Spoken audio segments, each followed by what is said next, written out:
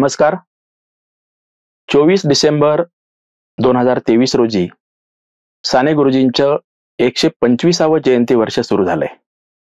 पुढच्या 24 डिसेंबर पर्यंत म्हणजे 24 डिसेंबर 2024 पर्यंत साने गुरुजींचं हे 125वे जयंती वर्ष महाराष्ट्रामध्ये वेगवेगळ्या संस्था, संघटना, शाळा आणि कदाचित शासकीय पातळीवरही वेगवेगळ्या पद्धतीने साजरं होणार आहे.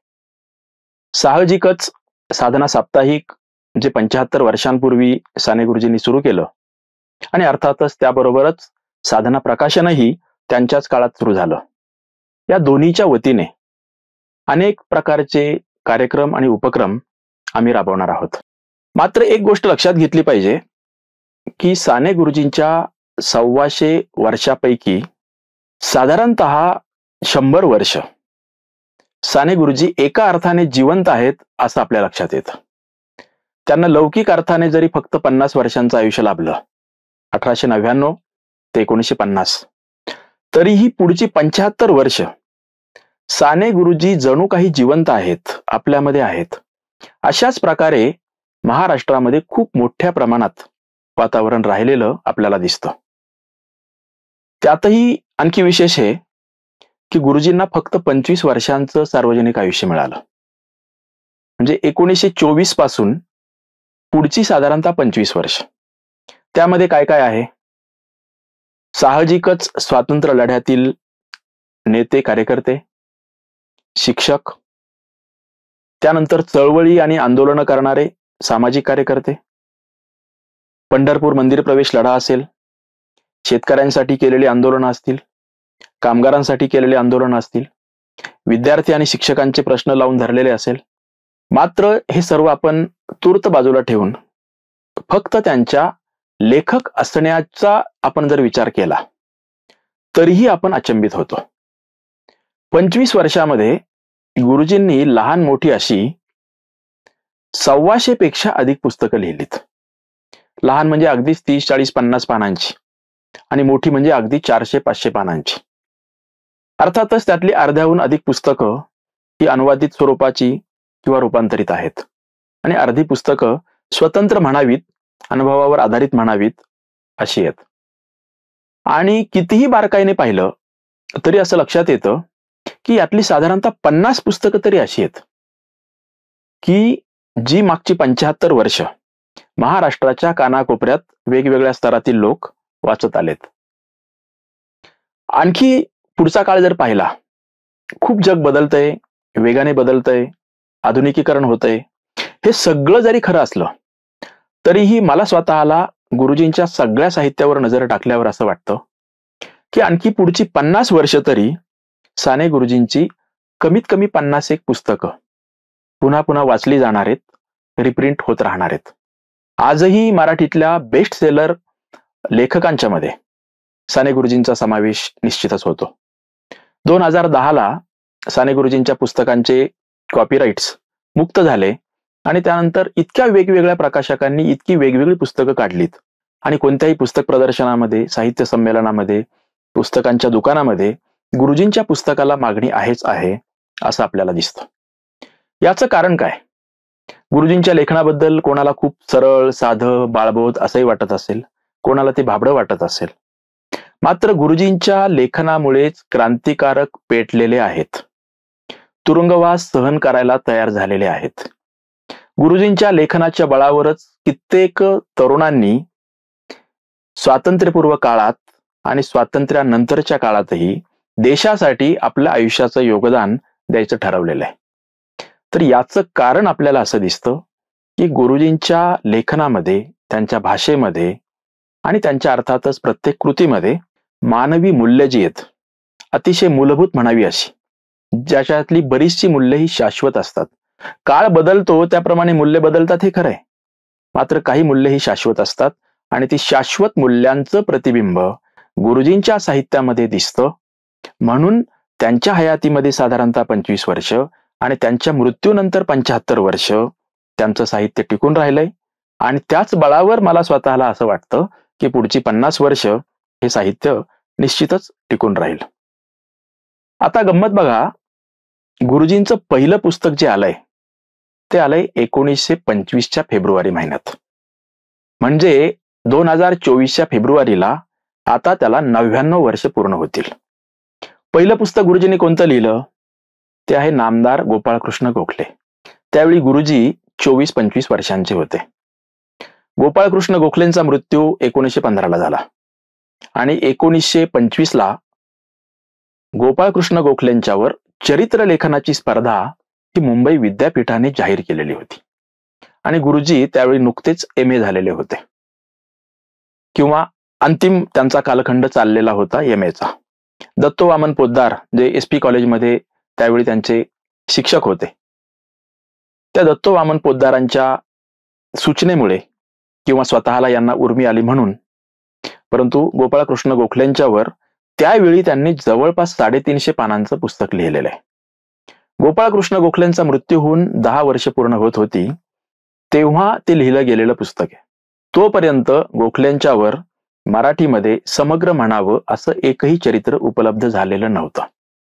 जे गोपाळकृष्ण गोखले हे गांधीजींचे गुरु होते असं आपण म्हणतो, त्याही गोखल्यांचं चरित्र त्यांच्या मृत्यूनंतर मराठीमध्ये समग्र चरित्र किंवा बऱ्यापैकी व्यापक म्हणावं असं आलेलं नव्हतं. नरफाटकांचं चरित्र आता आपल्या सर्वांना जास्त माहिती आहे गोखल्यांच्या संदर्भात. ते चरित्र लिहिण्याचं काम त्यावेळी सुरू होतं 1924-25च्या वेळी, मात्र पूर्ण झालेलं नव्हतं. त्यामुळे गोखल्यांच्या वरचं पहिलं चरित्र हे साने गुरुजींचं आहे आणि साने गुरुजींचं हे पहिलं पुस्तक आहे. या पुस्तकाची नवीन आवृत्ती आम्ही येत्या फेब्रुवारी महिन्यामध्ये प्रकाशित करतोय.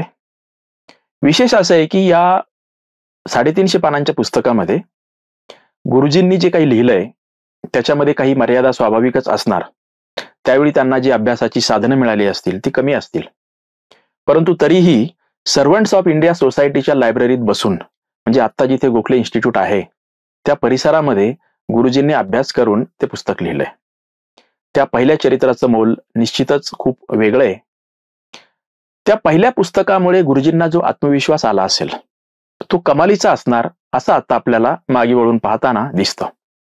मात्र हे लक्षात घेतलं पाहिजे की ते लिहिलं विद्यापीठाच्या स्पर्धेच्या निमित्ताने, मात्र गुरुजी लिहित गेले आणि ते इतकं मोठं होत गेलं की तोपर्यंत विद्यापीठाची ती स्पर्धेची जी काही तारीख असते ती उलटून गेली होती. त्यामुळे स्वाभाविकच ते त्या स्पर्धेला पाठवता आलं नाही. मात्र दत्तो वामन पोद्दारांनी त्यावेळच्या एका खासगी प्रकाशकाला सांगून हे पुस्तक, पूर्ण पुस्तक त्यावेळी प्रकाशित केलं 1925 मध्ये गोखल्यांच्या 10व्या स्मृतिदिनी. त्या पुस्तकाला दत्तो वामन पोद्दारांनी स्वतः प्रस्तावना लिहिली आणि नरफाटक हे पुस्तक लिहित होते गोखल्यांच्यावर. त्यांना असं सांगितलं होतं की तुम्ही याला अभिप्राय द्या. तर हे नरफाटक यांचा अभिप्राय आणि दत्तो वामन पोद्दार यांची प्रस्तावना यासह ते चरित्र आम्ही लवकरच प्रकाशित करतोय. हे मला थोडं विस्ताराने यासाठी सांगावंसं वाटलं की गुरुजींची साहित्याच्या क्षेत्रात, लेखनाच्या क्षेत्रात जी एंट्री झाली, जो प्रवेश झाला, तोच किती दमदार असेल याची आपल्याला कल्पना आली पाहिजे. हे पुस्तक तुलनेने दुर्लक्षित राहिलं कारण गोखलेच दुर्लक्षित राहिलेत आणि गोखलेंच्यावरचं पुस्तक दुर्लक्षित राहणं यात विशेष ते काही असं आपल्याला म्हणता येईल. मात्र ते पुस्तक आलं आणि त्याच वेळी गुरुजी अंमळनेरला निघाले होते. अनेक लोकांना ही सगळ्यांना माहिती आहे की गुरुजी अंमळनेरला गेले ते शिक्षक होण्यासाठी, परंतु ते खरं नाही. गुरुजी अंमळनेरला शिक्षक म्हणून राहिले, मात्र अंमळनेरला ते गेले होते ते शिक्षक होण्यासाठी नव्हे, ते गेले होते तत्वज्ञान शिकण्यासाठी. त्यावेळी अंमळनेरला भारतातलं खूप मोठं एक तत्वज्ञानाचं केंद्र होतं, तत्वज्ञान मंदिर.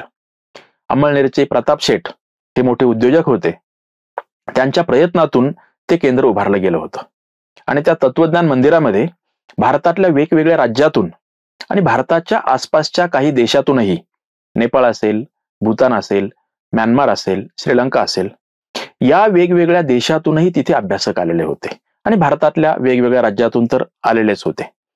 गुरुजींचं सगळं पहिल्या 25 वर्षांचं आयुष्य पाहिलं तर असं लक्षात येतं की मानवी जीवनाचा काहीतरी अतिशय मूलभूत असा वेध घेण्याचा प्रयत्न, त्या प्रकारची आस, त्या प्रकारची तळमळ त्यांना कायम लागलेली होती. त्यामुळे शिक्षण पूर्ण झाल्यावर तत्वज्ञान शिकायला त्यांनी जाणं हे अगदीच साहजिक होतं. पण गंमत अशी आहे की तिथं गेल्यावर साधारणतः 6 महिन्यामध्येच त्यांचा भ्रमनिरास झाला. देश विदेशातून आलेले हे सगळे तत्वज्ञानाचे अभ्यासक, पंडित, संशोधक किती त्यांच्या दैनंदिन जगण्यामध्ये, वागण्यामध्ये काही वेळा पोरकट आहेत, उथळ आहेत, त्यांच्यामध्येही हेवेदावे आहेत, हे पाहून गुरुजींना फार आश्चर्य वाटलं. धक्काही बसला असेल. म्हणजे तत्वज्ञान को हम, मी कोण, इथून सुरू होतं. या प्रश्नाचा वेध घेण्यापासून सुरू होतं. आणि मी कोण म्हणजे तुम्हाला पहिल्यांदा ही पृथ्वी, हे मानवी जीवन आणि ही एकूणच सगळी सृष्टी आणि हे विश्व, या सगळ्यांचा तळ गाठणं, मुळाशी जाणं, हे काम जे तत्वज्ञ करू पाहतायत या ना त्या प्रकारे, ते तत्वज्ञ आपल्या दैनंदिन जीवनामध्ये इतके उथळ असू शकतात. यामुळे गुरुजी चिंतित झाले आणि त्यांनी तत्वज्ञानाचा अभ्यास करणं आणि तत्वज्ञानामध्ये काहीतरी खोल, सखोल, गहन गंभीर करायचं हे जे काही ठरवलं असेल ते त्यांनी सोडून दिलं. भ्रमनिरासामुळे गुरुजी खरं तर कुठे वळले तर शिक्षक होण्यासाठी. कारण त्यांच्या असं लक्षात आलं की तत्वज्ञानातून इतका काहीतरी गहन शोध घेण्यापेक्षा एका छोट्या शाळेमध्ये जाऊन जिती जागती लहान मुलं आहेत ती किती सर्जनशील असू शकतात, ती रोज नवीन नवीन किती आविष्कार घडवू शकतात, तिथं आपल्याला जिवंतपणा मानवी जीवनाचा पाहायला मिळू शकतो. आणि मग गुरुजींनी 5-5.5 वर्ष अमळनेरमध्ये शिक्षक म्हणून काम केलं. परंतु आपल्या हेही लक्षात येतं की शिक्षक म्हणूनही एका मर्यादेपलीकडे ते रमणं शक्य नव्हतं. जो माणूस जीवनाचा मूलभूत वेध घेण्याचा प्रयत्न करतो तो एका शाळेत आणि ती शाळेतली मुलं आणि ते काम कितीही सर्जनशील असेल तरीही जास्त काळ रमणं शक्य नव्हतं. आणि दरम्यान 1930ला गांधीजींनी स्वातंत्र्य लढा अगदीच ऐन बहरात आणलेला होता. त्यामुळे त्यांनी स्वातंत्र्य लढ्यात उडी घेतली.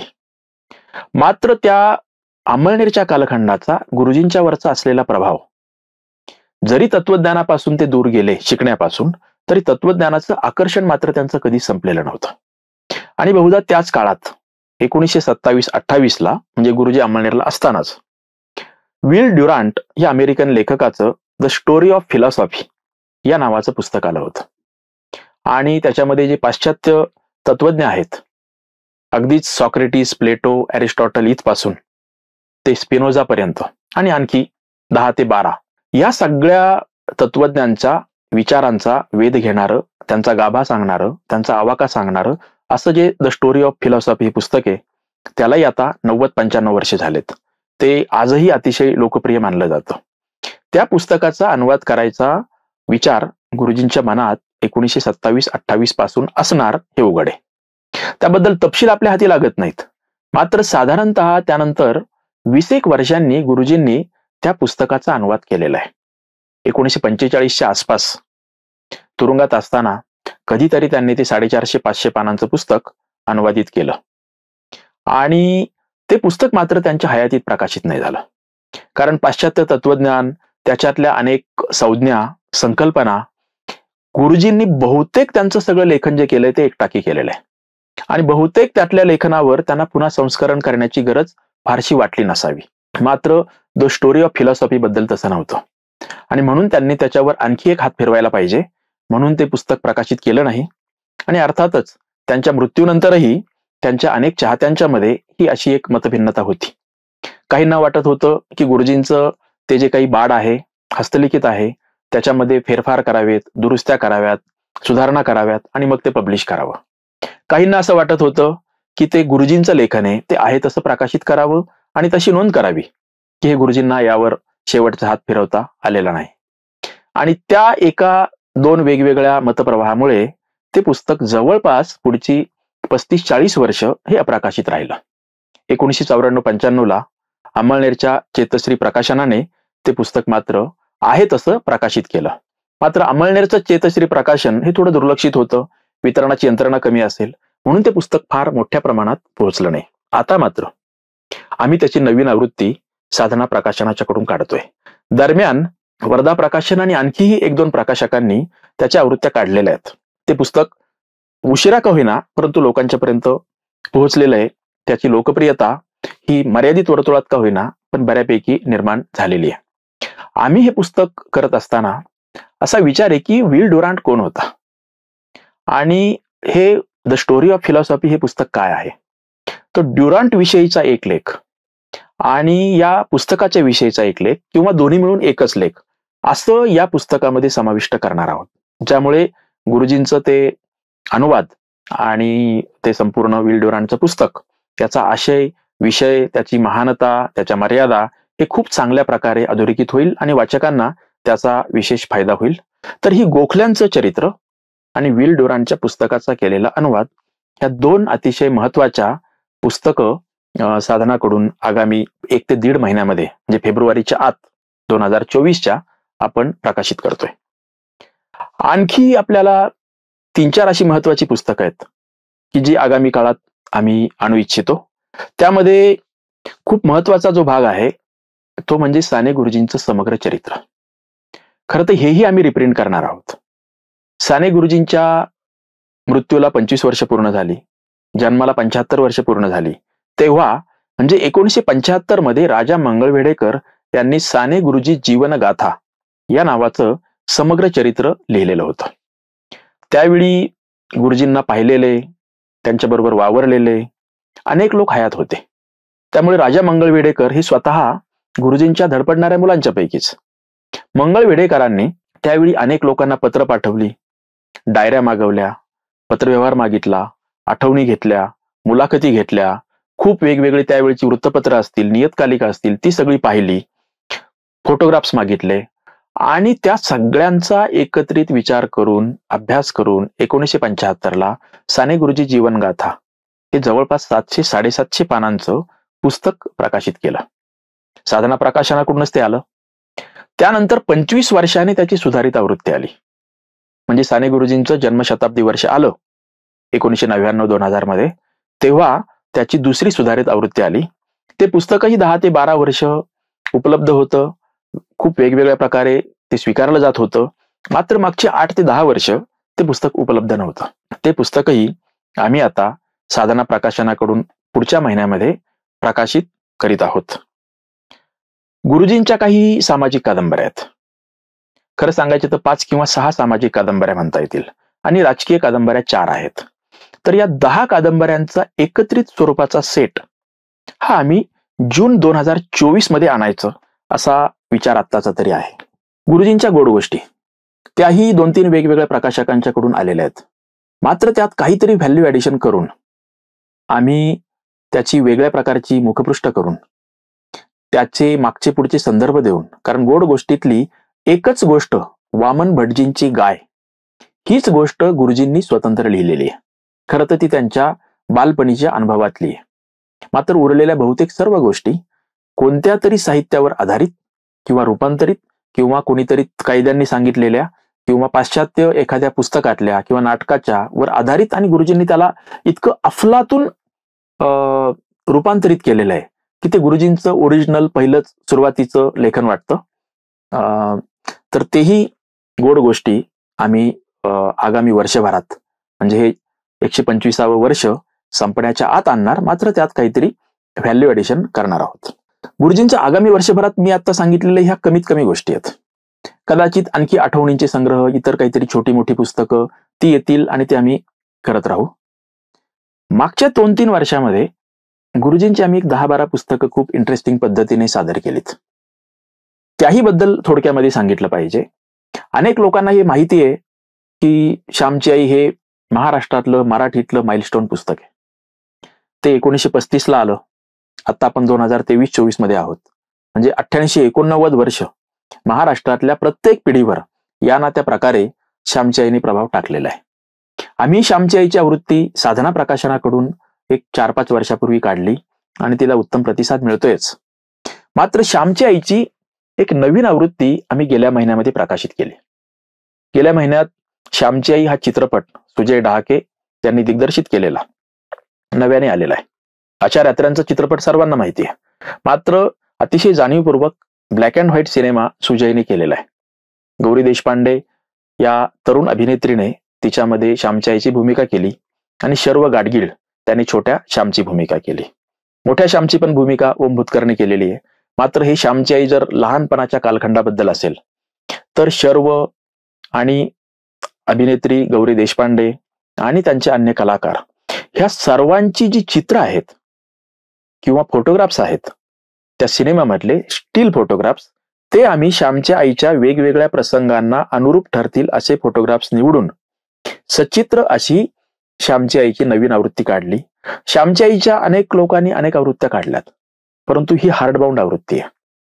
35 फोटोग्राफ सिनेमामधले टाकलेत, ब्लॅक अँड व्हाईट आहेत, अतिशय आकर्षक आहेत. आशय समजायला त्यामुळे आणखी फायदाच होईल. हार्डबाउंड आवृत्ती आहे, त्यामुळे कोणीही कोणालाही भेट देण्यासाठी हे पुस्तक अतिशय उत्तम प्रकारे तयार झालेलं आहे. श्यामच्या आईची त्याही आधी आम्ही एक आवृत्ती 4-5 वर्षापूर्वी काढलीच होती, जी हार्डबाउंड नाही आणि सचित्र नाही. मात्र त्या श्यामची आई बरोबर आम्ही आणखी 3 पुस्तकं काढली होती. खरं तर श्यामची आई आणि ती उरलेली 3 पुस्तकं हा सगळा मिळून एक सेट आहे. आणि हा सगळा मिळून सेट साने गुरुजींचं 22 वर्षांपर्यंतचं आयुष्य समजून घेण्यासाठी एकमेव स्रोत आहे. श्यामची आईमध्ये गुरुजींचं वय वर्ष 12 पर्यंतचं आयुष्य येतं. त्यानंतर श्याम नावाचं पुस्तक आहे, तेही साधारणतः 200-250 पानांचं. त्यामध्ये गुरुजींचं 12 ते 16 पर्यंतचं आयुष्य आहे. धडपडणारा श्याम आहे, त्यामध्ये गुरुजींचं 16, 17 ते 18, 19, 20 ह्या 2-3 वर्षाचं आयुष्य येतं. आणि त्या पुढचं साधारणतः 20 ते 22-23 हा जो कालखंड आहे हा श्यामचा जीवन विकास यामध्ये येतं. त्यामुळे गुरुजींचं 22-23 पर्यंतचं आयुष्य समजून घेण्यासाठी श्यामची आई, श्याम, धडपडणारा श्याम आणि श्यामचा जीवन विकास ही 4 पुस्तकं वाचली पाहिजेत. ही आम्ही पूर्वीच प्रसिद्ध केलीत आणि ती खूप लोकप्रिय झालेली आहेत. यापूर्वी ती वेगवेगळ्या प्रकाशकांच्याकडून काढली, मात्र अशा एका सूत्रामध्ये ती बांधली गेलेली नव्हती. असंच दुसरा 1-2 पुस्तकांचा संच, तो पण खूप इंटरेस्टिंग आहे. गुरुजींनी सुंदर पत्रे हे त्यांच्या पुतणीला म्हणजे सुधाला उद्देशून लिहिली. सुधा त्यावेळी 12-13 वर्षांची होती. खरं तर सुधाला ती पत्र गेलेली नव्हती, ती साधना साप्ताहिकातून 1949-50 या वर्षभरामध्ये प्रसिद्ध झालेली होती. ती पत्र उद्देशून जरी सुधाला लिहिलेली असली तरीही ती खरं तर महाराष्ट्रातल्या कुमारवयीन मुला मुलींच्यासाठी लिहिली गेलेली पत्र आहेत. त्यामध्ये काय आहे? त्यामध्ये आपला सभोवताल आहे, त्यामध्ये निसर्ग आहे, प्राणी आहे, समाज जीवन आहे, त्यात म्हटलं तर तत्वज्ञान आहे, जगाची ओळख आहे. तर खरोखरच ती सुंदर पत्रे हे लेबल जे लावतो आपण त्याला अनुरूप अशा प्रकारची ती पत्र आहेत. अतिशय फ्रेश भाषा आहे. आजही 75 वर्षानंतरही ती खूप ताजी आणि टवटवीत वाटतील अशी ती पत्र आहेत. 42 पत्र आहेत. तर हे सुंदर पत्रे हे आम्ही पुस्तक प्रकाशित केलं 4-5 वर्षापूर्वी. त्याचं आणखी एक वैशिष्ट्य असं की या सुंदर पत्राला आम्ही जी प्रस्तावना घेतलेली आहे, ही प्रस्तावना कोणी लिहिली तर गुरुजींनी 75 वर्षापूर्वी 13-14 वर्षांच्या त्यांच्या पुतणीला सुधाला उद्देशून लिहिलेली जी पत्र होती, त्या सुधा साने बोडा, ज्या आता 88 वर्षांच्या आहेत, ज्या बडोद्याला असतात, त्यांना आम्ही असं सांगितलं की 75 वर्ष गुरुजींची पत्र तुमचा पाठलाग करतायत, तुम्हाला तीच का सुधा जिला सुंदर पत्र लिहिली होती असं महाराष्ट्रामध्ये विचारलं जातं आणि तुमच्यावरही तो प्रभाव आहे. तर तुम्हाला या पत्रांनी काय दिलं आणि तुम्ही आता 75 वर्षाच्या नंतर तुम्ही गुरुजींना काय सांगाल? या पत्रांनी तुम्हाला काय दिलं? त्यामुळे सुधाताईंनी अतिशय आकर्षक स्वरूपाचं पत्र प्रिय अण्णा साने गुरुजींना उद्देशून जे लिहिलं ते या सुंदर पत्रे या पुस्तकामध्ये समाविष्ट केलेलं आहे. तसंच दुसरं एक पुस्तक आहे श्यामची पत्रे. हे तर आणखी दुर्लक्षित आहे. श्यामची पत्रेचं गंमत अशी की सुधाताईंचा मोठा भाऊ वसंता, तो त्यांच्यापेक्षा एक 3-4 वर्षांनी मोठा होता. गुरुजींनी हे 1942च्या आसपास श्यामची पत्रे हे पूर्णतः बाडच लिहिलं होतं. हे मात्र कुठं वेगवेगळ्या ठिकाणी प्रसिद्ध झालं असेल, मात्र पुस्तक रूपानेच पहिल्यांदा ते प्रकाशित झालं आणि तुलनेने त्याच्याकडे दुर्लक्ष झालं. श्यामची पत्रेमध्ये वसंता हा त्यांचा पुतण्या, तो त्यावेळी खरं तर कम्युनिस्ट होता. गोदाताई परोळेकरांच्या बरोबर होता. तो आयुर्वेदिक डॉक्टर होता. त्याला उद्देशून लिहिली आणि तो होता खरं तर कम्युनिझमकडे झुकलेला.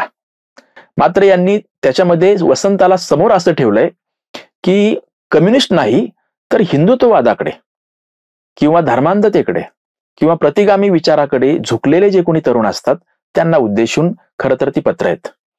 वसंता तसा नव्हता. परंतु वसंत त्यांनी एक निमित्त मात्र ठेवलंय, एक तरुण ठेवलाय. आणि त्या वसंताला ते सांगतायत की धर्मांधता, जातीवाद, प्रतिगामी विचार याच्यापासून आपण सावध राहिलं पाहिजे, हा देश घडवायचा असेल तर. त्यामुळे हे पुस्तक पण अतिशय महत्वाचं आहे. ही सुंदर पत्र आणि श्यामची पत्र दोन्ही एकत्रित वाचणं हे खूप इंटरेस्टिंग आहे. आणखी एक अतिशय महत्वाचं पुस्तक आगामी वर्षभरात आम्ही प्रकाशित करणार आहोत, ते म्हणजे साने गुरुजींच्या समग्र कविता असलेलं पत्री नावाचं पुस्तक. ते 1935 मध्ये प्रकाशित झालं, त्यांच्या तोपर्यंत लिहिल्या गेलेल्या कविता. नंतर त्याची सुधारित आवृत्ती आली, तिच्यामध्येही काही कविता समाविष्ट झाल्या. मात्र आणखी अशा काही कविता आहेत की ज्या त्या पत्रीमध्ये समाविष्ट झालेल्या नाहीत. उदाहरणार्थ, साधना साप्ताहिक साधारणतः 1.25 वर्ष गुरुजी संपादक असताना होते, तेव्हा पहिल्याच अंकामध्ये कवी पंढरीनाथ या नावाने ज्या आलेल्या कविता आहेत त्या गुरुजींच्या आहेत. आणखी नंतरच्या 1.5-2 वर्षामध्ये काही कविता त्या पूर्वीच्या अंकांमध्ये आहेत. या पत्री संग्रहाची नवीन आवृत्ती जी येईल तिच्यामध्ये शक्य तेवढ्या म्हणजे मिळतील तेवढ्या सर्व अप्रकाशित कविता म्हणजे असंग्रहित कविता या समाविष्ट केल्या जातील. पत्रीमध्ये काय आहे, आत्मपर कविता आणि देशभक्तीपर कविता असे 2 विभाग त्यामध्ये वरवर पाहिलं तर दिसतात. मात्र त्याच्यामध्ये पुन्हा एकदा एकूणच मानवी जीवनाचा एका कवी मनाने घेतलेला खूप वेगवेगळ्या प्रकारे वेध असं या कवितांच्या बद्दल आपल्याला म्हणता येईल. काही कविता खूप बाळबोध वाटतील, काही कविता खूप दुर्बोध वाटतील. मात्र कितीतरी त्यातल्या कविता आत्ता जर तुम्ही वाचल्या किंवा ज्याला माहीत नाहीत की ही प्रार्थना गीतं आहेत किंवा ही स्फूर्ती गीतं आहेत, तर कदाचित त्या तेवढ्या परिणामकारक वाटणार नाहीत. परंतु असो तुला देवा माझा सदा नमस्कार ही कविता महाराष्ट्रामध्ये किमान 30-40 वर्ष प्राथमिक आणि माध्यमिक शाळांच्या मध्ये अभ्यासाला होती. खरा तो एकच धर्म तर माहीतच आहे, परंतु गुरुजींची स्फूर्ती गीतं, आता उठवू सारे रान, आता पेटवू सारे रान, अशी अनेक स्फूर्ती गीतं आहेत. त्या पलीकडे देशभक्तीपर गीतं आहेत. झेंडा वंदन करतो अशा प्रसंगी गायली पाहिजेत, म्हटली पाहिजेत अशी काही गीतं आहेत. निसर्गाबद्दलची आहेत, लहान मुलांच्या संदर्भातली आहेत. या सृष्टीचा जो कोणी निर्माता आहे, निर्मिक असेल किंवा सृष्टी असेल, तिचं रहस्य काय आहे अशा प्रकारचे प्रश्न विचारणारे सुद्धा त्यामध्ये काही कविता आहेत. आणि अनेक वेगवेगळ्या लोकांना अनेक वेगवेगळ्या प्रकारे त्याच्यातल्या गीतांचा अर्थ लागतो. उदाहरणार्थ, 2 वर्षापूर्वी साधनामध्येच नाशिकचे रत्नाकर पटवर्धन यांनी आमच्याकडे एक लेख पाठवला आणि तो होता सदैव मती हो मम या कवितेच्या संदर्भात. आणि या कवितेचं त्यांनी जे निरूपण केलंय, जे विवेचन केलंय, जे विश्लेषण केलंय ते पाहून आम्ही थक्क झालो. आणि त्यात त्यांनी असं विधान केलं होतं की नास्तिकांसाठी लिहिलेली प्रार्थना असं या कवितेकडे पाहता येईल. इतकी अप्रतिम ती कविता आहे, मात्र ती सुद्धा दुर्लक्षित आहे. असं खूप काय काय नव्या पद्धतीने सापडत जाणार आहे. तर हा पत्री संग्रह साधारणतः 350 ते 400 पानं आणि 150हून अधिक कविता त्यामध्ये आहेत आत्ता, प्लस नवीन ज्या काही सापडतील त्या, अशा 150 ते 200 कवितांचा संग्रह तोही आगामी वर्षभरात साधना प्रकाशनाकडून येणार आहे. आणखी 2 पुस्तकं आम्ही 2-3 वर्षापूर्वीच काढलेली आहेत. त्यातलं एक आहे मानवजातीची कथा आणि दुसरं आहे भारतीय संस्कृती. मानवजातीची कथा हे हेनरी थॉमस या अमेरिकन लेखकाचं पुस्तक गुरुजींनी अनुवाद केलेलं आहे. साधारणतः हेही पुस्तक 350 ते 400 पानांचं आहे आणि या पुस्तकाचा अतिशय अप्रतिम म्हणावा असा अनुवाद गुरुजींनी केलेला आहे. ते आम्ही प्रकाशित केलेलं आहे. भारतीय संस्कृती मात्र खूपच लोकांना माहिती आहे आणि भारतीय संस्कृतीचा अर्थ किती वेगवेगळ्या लोकांनी लावलेला आहे याबद्दल नव्याने सांगायची गरज नाही. परंतु तरीही गुरुजींचं भारतीय संस्कृती हे मराठीमधलं एक युनिक पुस्तक मानलं जातं. अनेक लोकांच्या दृष्टीने तर श्यामची आईपेक्षा भारतीय संस्कृती जास्त महत्वाचं आहे.